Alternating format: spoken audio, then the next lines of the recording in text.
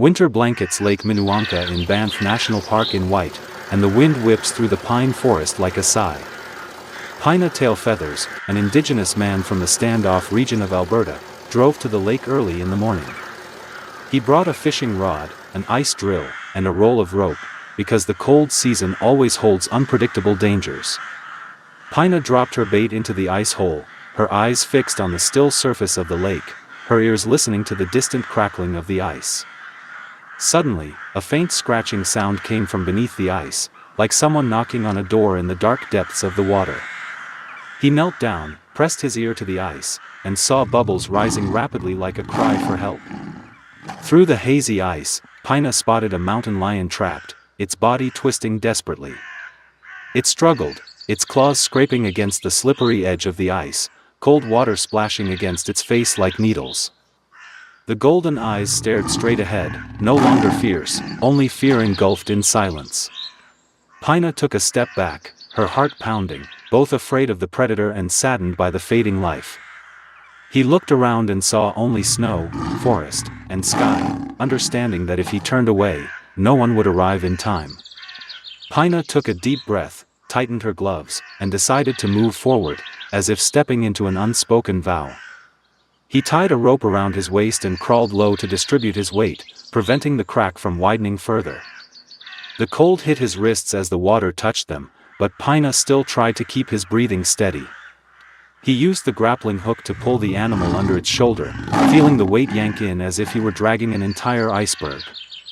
The ice shook, and Pina nearly slipped, but he gripped the ice with his elbows to maintain his balance.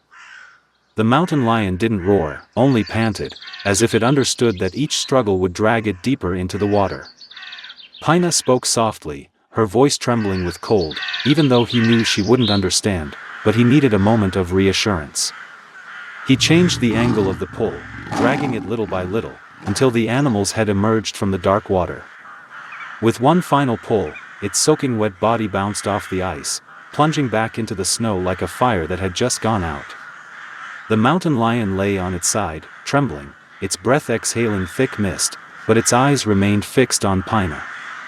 He stood a distance away, not too close, so as not to panic or misunderstand his intentions.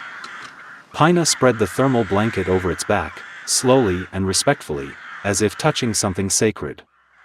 The animal stirred slightly, then lay still again, as if accepting help in a situation where it had no other choice.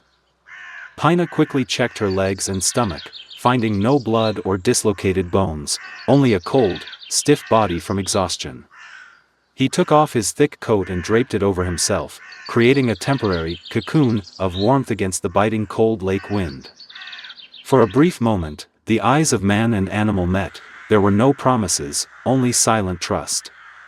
Pina opened the pickup truck bed, spread out cushions and blankets, then bent down and lifted the mountain lion by its chest.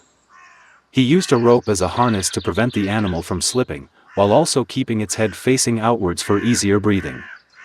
Incredibly, the mountain lion only whimpered softly, remaining still like a patient who understood what was happening, offering no resistance whatsoever.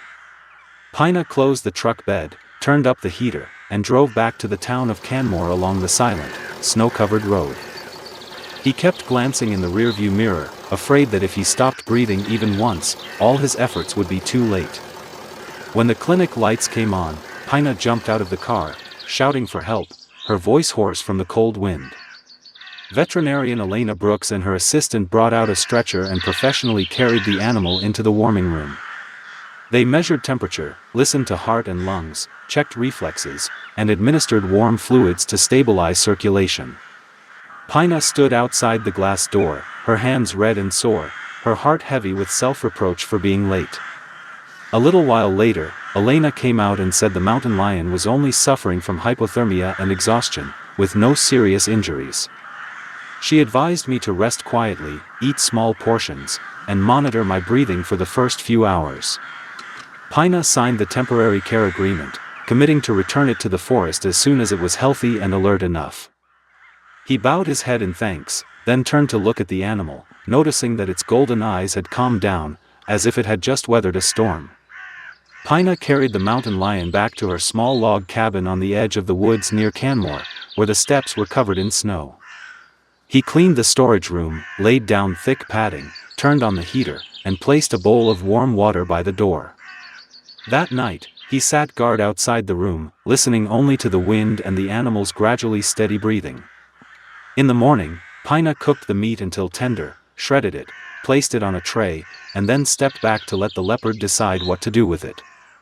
It moved slowly, its muscles still alert, but it ate calmly, without growling or snatching.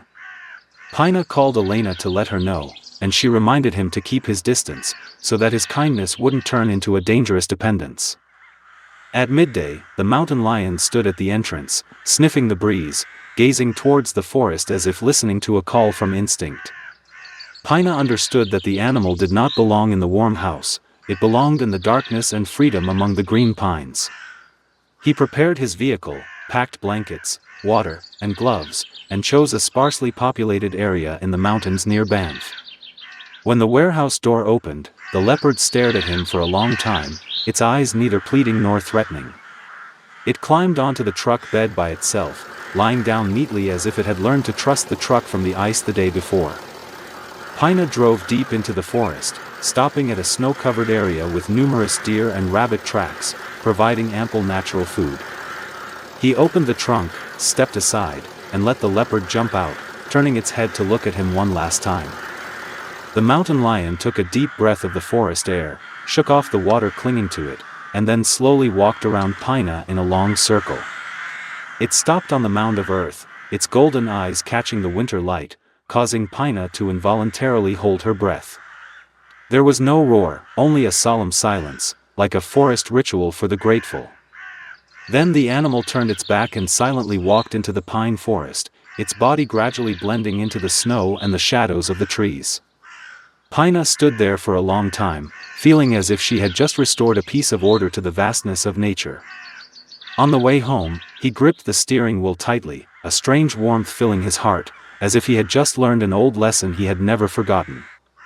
A week later, Pina went camping near a frozen stream, pitching her tent under the cold, star-filled sky. He lit a small fire, brewed coffee, and listened to the gentle rustling of the forest, like stories yet to be told. As night deepened, the sound of rustling footsteps emerged around the tent, followed by dark figures creeping across the snow. Pina peeked through the tent flap and saw many pairs of blue eyes reflected in the air, a pack of wolves standing in a circle, patient and wary. He held the flashlight, trying to stay calm, his back against the tent pole, feeling the thin line between life and fear. One wolf took half a step forward, then the whole pack paused, as if waiting for some signal from the darkness. Just then, a deep, resounding roar ripped through the forest, causing the snow on the branches to fall in a shower. The pack of wolves immediately scattered, turning and fleeing, leaving behind long trails of hurried footprints in the flickering firelight. Pina shone her flashlight towards the edge of the forest and saw the mountain lion standing there, calm as a gatekeeper. It looked at Pina for a long moment, then turned and walked into the shade of the pine trees, accepting no credit, needing no thanks. Pina breathed a sigh of relief, sat down by the fire, and understood that in the forest, kindness sometimes returned like a miracle.